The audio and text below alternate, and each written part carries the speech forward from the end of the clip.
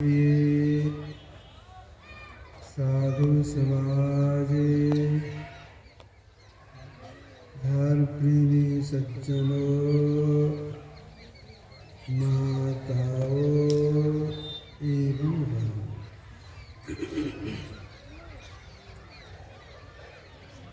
अभी हम लोग ग्रंथ पाठ में भगवान श्री राम के उपदेशों को सुना। उसमें हम लोगों ने सुना बड़े भाग्य मानुष तन पावा। बड़े भाग्य मानुष तन पावा, तो किसने पावा? जीव ने पावा। हम लोग जीव हैं। जीव किसे कहते हैं? लक्ष्मण जी से भगवान ने कहा था, माया ईस न आप कहें, जान कही सो जीव। जो माया को, ईश्वर को और अपने आप को नहीं जानता है, उसको जीव कहते हैं।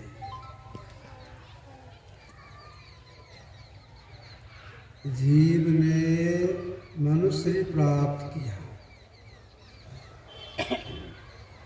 हम लोग 2 दिन से यहाँ सत्संग कर रहे हैं। किस उपलक्ष्य में? सब लोग इस बात को जान गए कि नाथ बाबा की माता जी पुण्यतिथि के अवसर पर यह सत्संग हो रहा है। जिनके पुण्यतिथि के अवसर पर सत्संग हो रहा है, उस जीव ने शरीर का परित्याग किया है। वह जीव जहाँ कहीं हो, किस लोक लोकांतर में हो,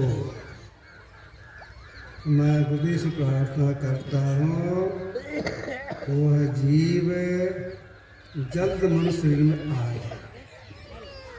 इस भक्त करने की युक्ति सीखे, करने में लग जाए और मोक्ष को प्राप्त करे। जीव शरीर धारण करता है। ईश्वर की शिव दया होती है तब जीव को मनुष्य शरीर मिलता है। यह जो मनुष्य शरीर मिला है, किस लिए मिला है? अंत साधन के द्वारा विश्व का त्याग करके परमात्मा का साक्षात्कार करने के लिए। अंतर साधना करने से इंद्रियां छूटती है, तब विषय का त्याग होता है। बाहर में विषय का त्याग नहीं होता है। बाहर कहीं भी जाएंगे, शरीर इंद्रियों के साधन में जाएंगे, शरीर इंद्रियों के शरीर में जाएंगे, विषय का त्याग नहीं होता।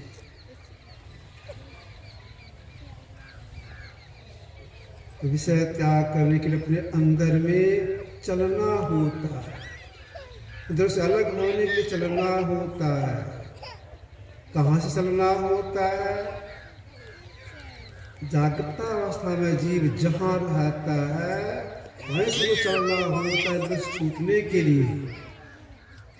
जागृता अवस्था में जीव की बैठक दोनों भवों के बीच में है। आँख से नीचे पिंड का भाग है, ऊपर ब्रह्मांड का भाग है। ऊपर चलने से इंद्रियां छूटती है, क्रम से इंद्रियां छूटती है। अब ऊपर चलने के लिए, आँख से ऊपर चलने के लिए क्या करना पड़ेगा से हमारी इंद्रियां छूटे? इसके लिए सिमटाव करना होता है। सिमटाव से उर्दगति होती है, ऊपर चढ़ाई होती है। सिमटाव सबसे पहले क्या करने के लिए महापुरुषों ने कहा? तो परमात्मा जपने के बहुत से नाम हैं। दादू सिरजनहार के केते नाम अनंत। परमात्मा जपने के बहुत से नाम हैं। उन नाम में से एक नाम का जप 3 तरह से बताया गया है। मौखिक, उपांशो और मानस। मानस जप सब जपों का राजा है। मानस जप किसे कहते हैं? मन ही मन मंत्रावृत्ति हो, इसको मानस जप कहते हैं। तो एक नाम का जप करने के लिए महापुरुषों ने कहा, अगर कोई एक नाम का जप ठीक से करेंगे, ठीक से मतलब यह है कि बैठने कला से बैठेंगे। बैठने कला क्या है? धरगर मस्तक सीधी सादी आसन आसीना, हृदय की वाणी है। पीठ का रीढ़, गर्दन और सिर एक सीध में रहे। सीधे बैठना चाहिए और जरा भी शरीर में कंपन न, हिलडोल नहीं हो। हिलडोल तजी, हृदय की वाणी है, बिल्कुल हिलडोल नहीं हो। आंखों को बंद, मुंह को बंद करके मन ही मन गुरु के बताए मंत्र को जपना चाहिए। अगर मन भाग जाए, लौटा के जप लगा देना चाहिए, विलंब नहीं करना चाहिए। जहां जहां मन भाग जाता है तहां से तत्क्षण न तत्काल लौटाइए, जप लगा दीजिए। अगर इस तरह से कोई जप करते हैं, कुछ सिमटाव होता है, निद्रा नहीं छूटती है, कुछ सिमटाव होता है। और अधिक सिमटाव हो जाए, इसके लिए गुरु जिनका ध्यान करने के लिए बताते, उन्हीं के रूप का ध्यान करना चाहिए।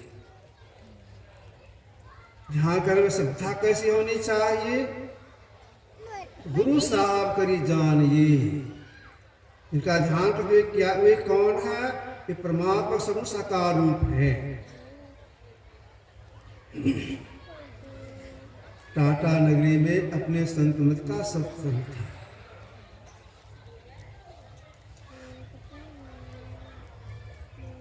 दूसरे दिन के प्रातःकाल सत्संग में पूज्य संसी बाबा पाठ के आधार पर ससुरों पर अपना प्रवचन किए। वेद उपनिषद संतों को धर्म देते हुए अच्छे से प्रवचन किए। उसके बाद गुरुदेव का प्रवचन हुआ, आरती हुई। गुरुदेव अपने डेरे में गए, अपने आसन में बैठे हुए थे। एक विद्वान आदमी गुरुदेव के पास गए। संजोग से उसी समय कुछ संसी बाबा बगल में बैठे थे। ये विद्वान आदमी कुछ बाबा से पूछते हैं, अभी आपने जिस स्वरूप पर व्याख्यान दिया, कोई ऐसे हैं कि आपने इसको देखा है?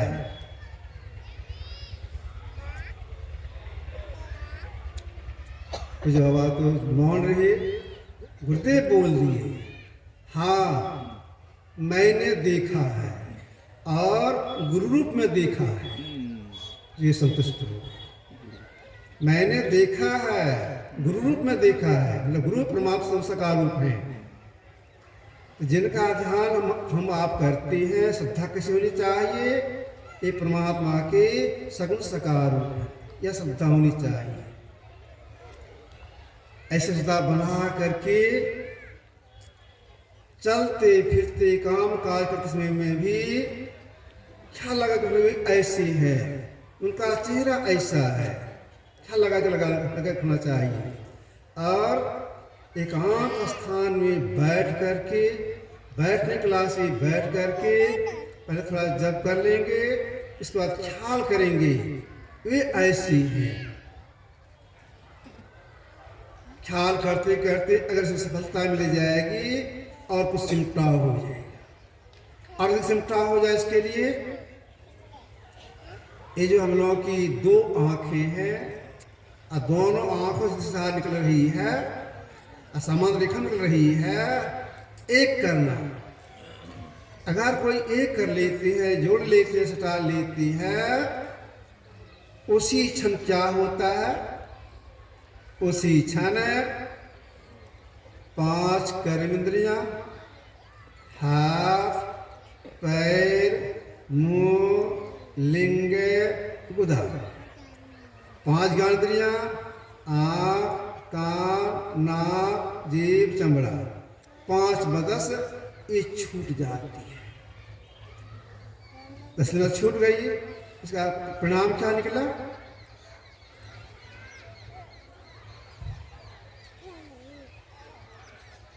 विषय 5 है, अगर इसे समास रूप में लिया जाए तो विषय 2 ही है। रूप, रस, गंध, स्पर्श, शब्द, ये 5 विषय हैं। समास रूप में स्थूल विषय और सूक्ष्म विषय, जिनकी दृष्टि सट जाती है तो 5 कर्मेंद्रियां, 5 ज्ञानेंद्रियां छूटती है, इसके साथ साथ स्थूल विषय का छूट जाता है। भीतर प्रवेश कर गए, भीतर में जो दिखाई पड़ता है, सुनाई पड़ता है, जैसे भीतर कोई प्रवेश कर गए, हम लोग का शरीर है 5 तत्वों का बना हुआ, इसके 5 रंग हैं, पीली, नीली, लाल, सफेद, स्याही, 5 रंग दिखाई पड़ता है। किसके संग रहकर जीव देखता है? अगर कोई कहते अकेले जीव देखता होगा तो नहीं, वहां पर जीव के संग में मन है, बुद्धि है, चित्त है, अहंकार है। इसके संग में रहकर जो देखते हैं भीतर में 5 तत्व का रंग, वह परमात्मा की सूक्ष्म माया है। भगवान राम लक्ष्मण से कहा था, गो गोचर जहां लगी मन जाई, सो सब माया जानो भाई। मतलब जहां तक इंद्रियों की दौड़ है वहां तक माया। तो 14 इंद्रियों की दौड़, फिर दोनों भोग बीच तक, उसके ऊपर 4 इंद्रिय संग में चलती है, और उसके संग में रहकर जो कुछ देखा है, सुना जाता है, उसको कहा सूक्ष्म माया।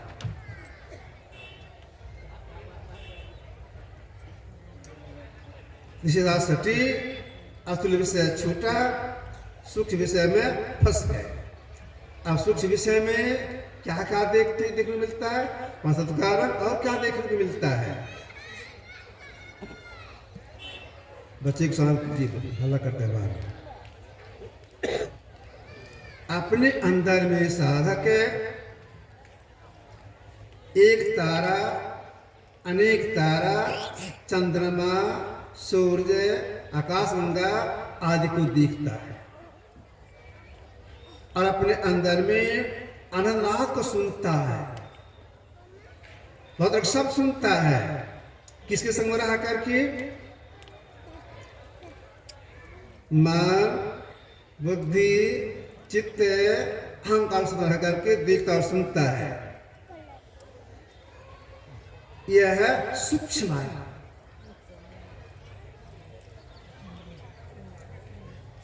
इसका भी त्याग हो जाए,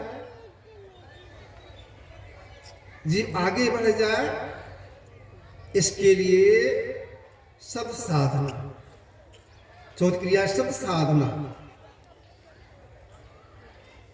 सब साधना करने में अगर सफलता मिल जाती है तो एक भीतर की 4 इंद्रियां यह भी जीव का संग छोड़ देती है।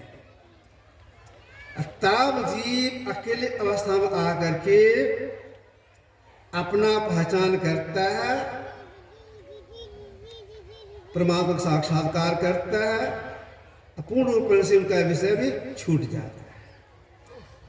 यही काम करने के लिए भगवान श्री राम ने अपनी प्रजाओं से कहा था, विषय का त्याग कीजिए।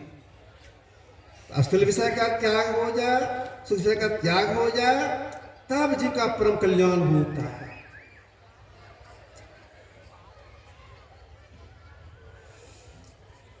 अब विचारना यह है, इनको सफलता किनको मिलती है? स्थूल विषय छूट जाए, सूक्ष्म विषय छूट जाए, हम जी का परम कल्याण हो जाए, इस सफलता किनको मिलती है? सफलता उनको मिलती है जो सदाचार, शिष्टाचार और शिष्टाचार का पालन करती है। सदाचार में है पंच पाप का त्याग, झूठ, चोरी, नशा, हिंसा और व्यभिचार। झूठ नहीं बोलना चाहिए, चोरी नहीं करनी चाहिए, नशाओं का सेवन नहीं करना चाहिए, हिंसा था पक्षी को नहीं मारना चाहिए, खराब काम नहीं करना चाहिए। इन पांच में अगर एक भी करेंगे तो जब ध्यान करने में मन नहीं लगेगा। जितने बड़े बड़े महापुरुष हो गए सबका ही कहना है।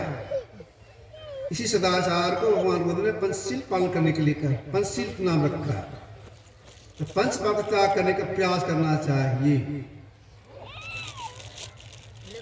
एक ही दिन में कोई महाराज नहीं बन जाएंगे, प्रयास करना पड़ेगा।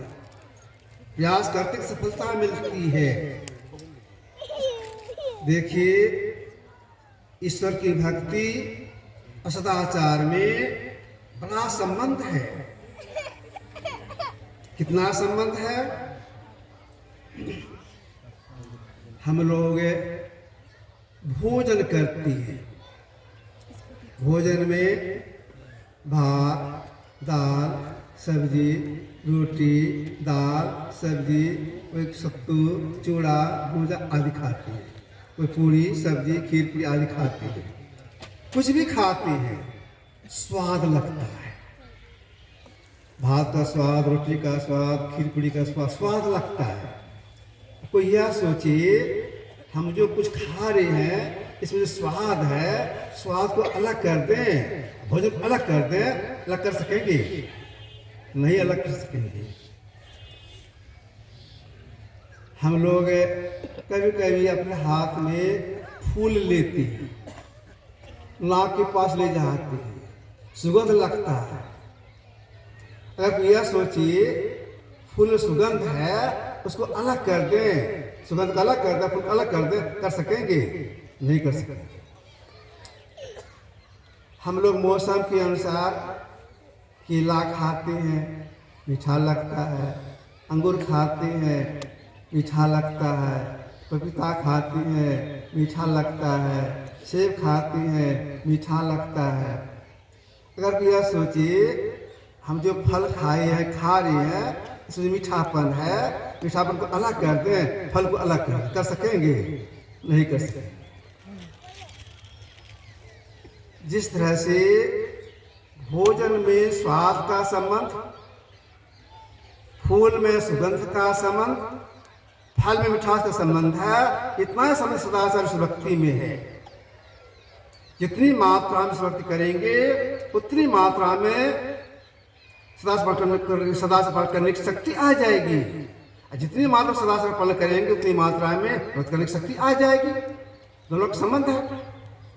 अगर कोई किसान यह सोचे हम तो साल में धान खेती करते हैं,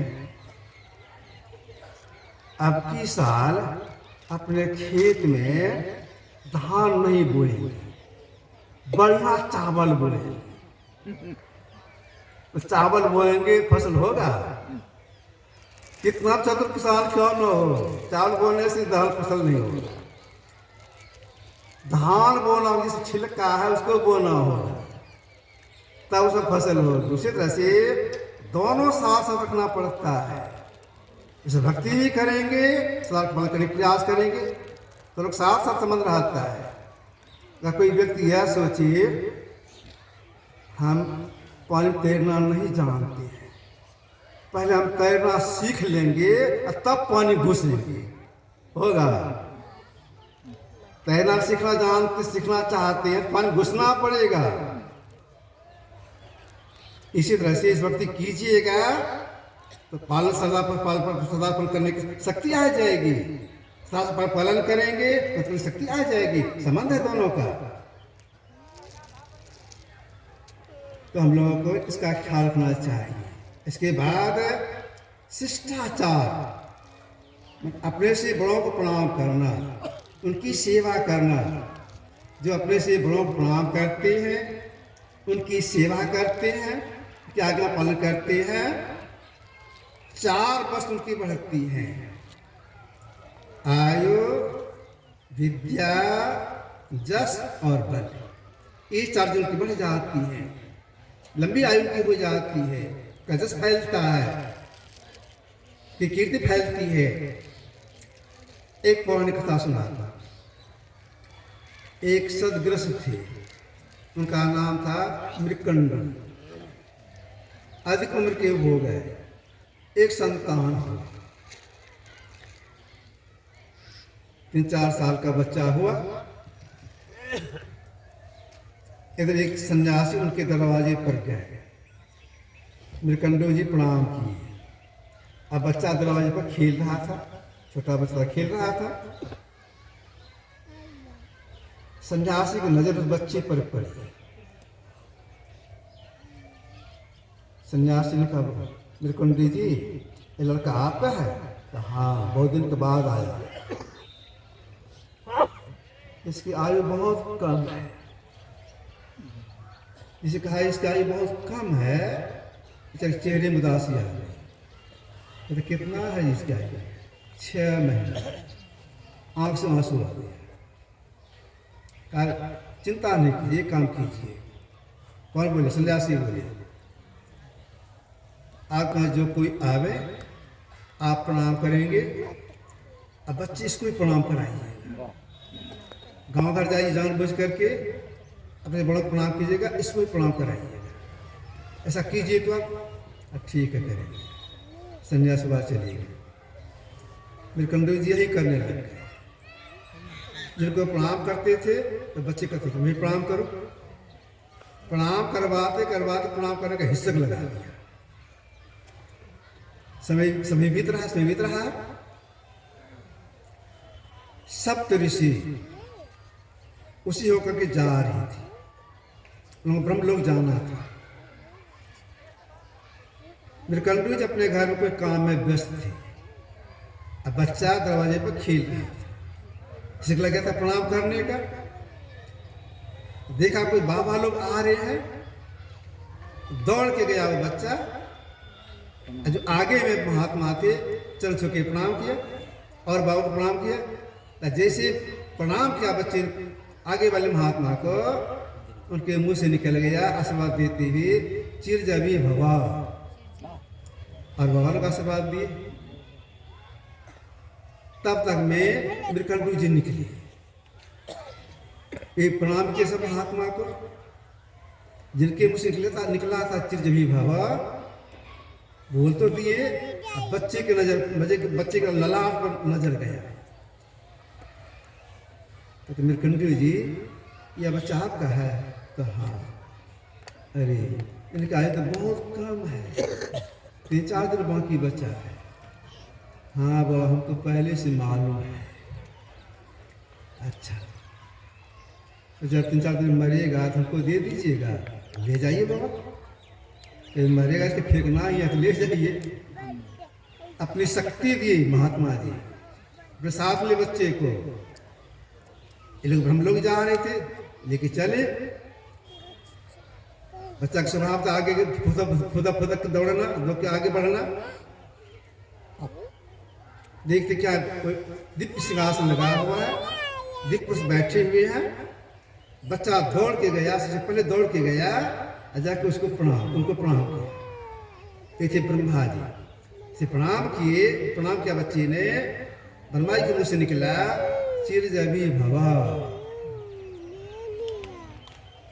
तब महात्मा लोग पहुंचे, अरे इस बच्चे को यहाँ पर ले आया, इसकी आयु तो बहुत समाप्त हो चुकी, इसकी आयु तो समाप्त हो चुकी है। हमारे मुंह से निकला चिरजवी भवा और आप मुंह से चिरजवी भवा। तो ब्रह्मा जी ने कहा आप मुंह से चिरजवी भवा पहले, अब मैं कह देता हूँ मारकांडे, मतलब इसकी मृत्यु कभी नहीं होगी। मारकांडे अब तक 100 शरीर संसार में है, अब ये प्रणाम पर कितनी लंबी आयु होगी। तो माँ से कहना है अपने बड़ों की सेवा करनी चाहिए। तो जो अपने से बड़ों की सेवा करते हैं 4 लाभ होता है। एक बात, दूसरी बात यह है उनका जो स्रोत फैलता है, उनका अध्यात्म उन्नति होती है। अगर बड़े आदमी की शुभकामना करते हैं उनका अध्यात्म उन्नति होती है। तो बड़ों की सेवा करनी चाहिए। इसके बाद है शुचाचार, सफाई, शरीर की सफाई, स्थान की सफाई, भोजन की सफाई। जो भीतर और बाहर दोनों सफाई रखते हैं उनके अंदर में बल आता है। तो अगर कोई इंद्रियों से अलग होना चाहती है, विषय का त्याग करना चाहती है, अपने परम कल्याण बनाना चाहती हैं, तो प्रयास यह रहे सदाचार का पालन हो, शिष्टाचार का पालन हो और सुचाचार का पालन हो। प्राय लोग सुचाचार पर ख्याल नहीं करते हैं, जैसे कि अपने को रखते हैं। जैसे देखिए कभी कभी वो बोल देता, जैसे माँ बहने हैं, एक तरह का स्वभाव बन जाता है उनका। क्या स्वभाव बन जाता है? मुंह में साड़ी लेना। मुझे साड़ी लेती है वह थूक से भीग जाता है, हाथ से छूती है, हाथ में थूक लग गया, उसी हाथ से आटा निकालती है, तो वो शांति है। अब बार बार साड़ी को छूती है तो बार बार हाथ में थूक लगाती है, आटा में थूक मिला देती है। और जब बैठते हैं रोटी बनाने के लिए चिक्कू मुको बैठती है। बेलना रखना चाहिए डगरा में, थाली में, तो नहीं, पैर पर रखती है। तब बेलना से रोटी बिल्कुल बेलती है।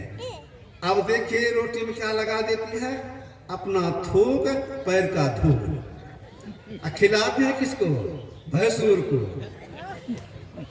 जिस छूत मांगती है। अपने भी गए और दूसरे को भी लिए। याद का माँ पर याद करना चाहिए उन्हें साड़ी नहीं ले, ऐसा साड़ी पहने तो बार बार ससरे नहीं माथे पर से। बहुत सी माँ बहने माथे साड़ी नहीं लेती हैं।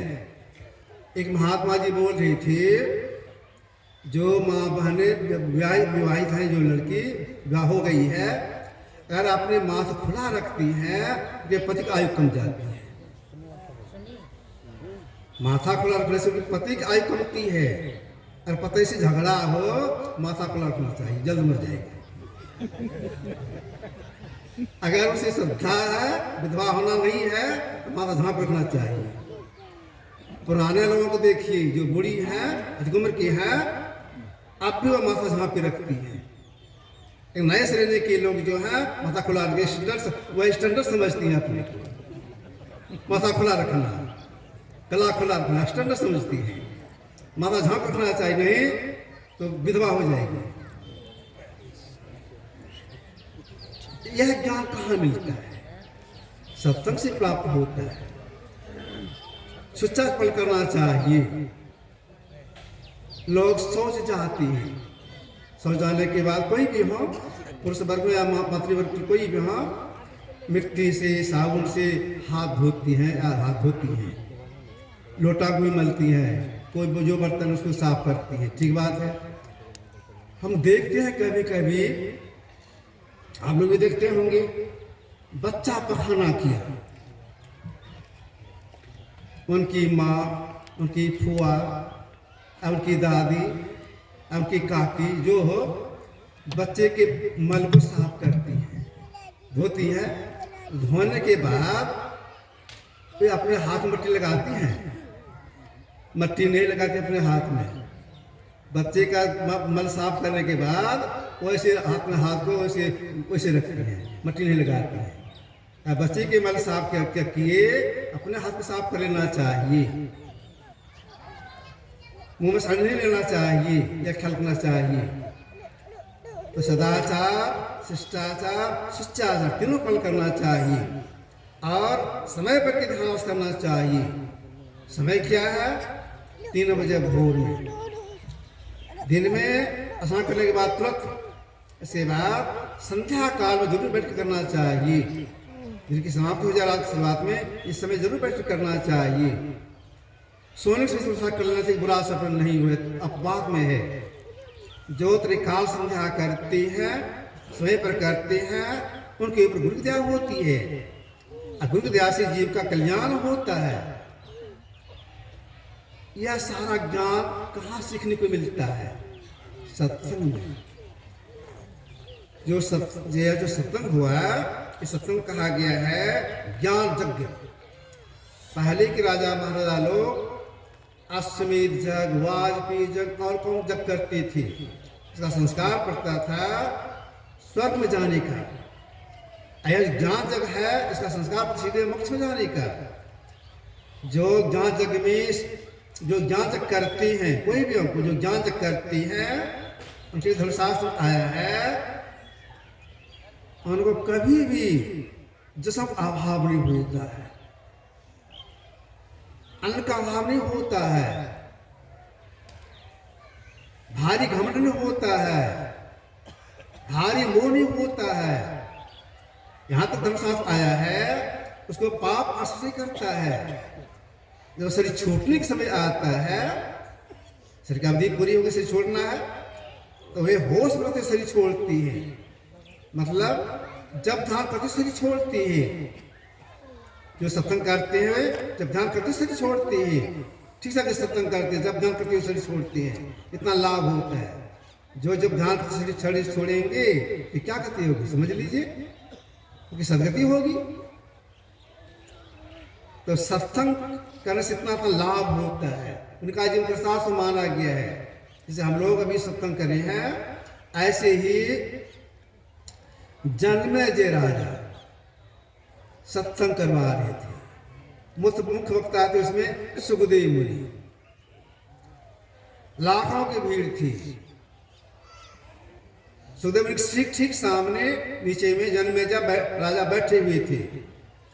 उनको लक्ष्य करते हुए सुखदेव मुनि ने कहा था, तेस भाग्या मनुष्य कृतार्था निश्चय सुमिरंत सुमिरारयन्ते हरिनाम कलिजुगे।